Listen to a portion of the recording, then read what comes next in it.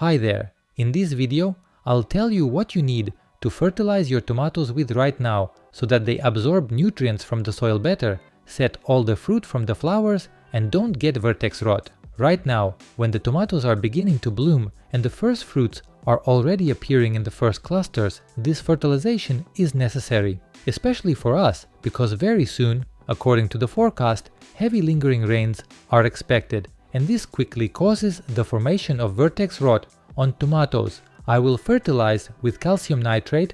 It can be used both for spraying plants and for root watering. It is better to spray if the tomatoes already show signs of vertex rot. If this is not yet the case, then there is no need to rush. You can just water it. For 10 liters of water, I add about 25 grams of calcium nitrate. This is 1 tablespoon with a small slide. It dissolves very quickly in water. You just need to mix it and leave it to stand for at least 1 minute. This fertilization is very important for tomatoes because firstly, it does not make the soil acidic, it promotes better nitrogen absorption, and it prevents the development of diseases such as vertex rot.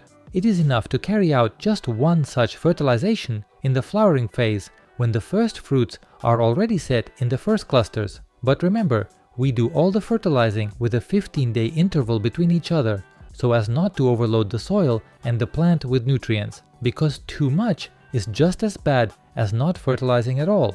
In 2 weeks I will do another fertilization with a complex fertilizer, which I will definitely tell you about. And when the tomatoes are ripe, we will do the last fertilization to saturate the fruits with sugar, improve the taste, so that they ripen faster and are stored longer. So be sure to subscribe to my channel and don't miss the release of these videos.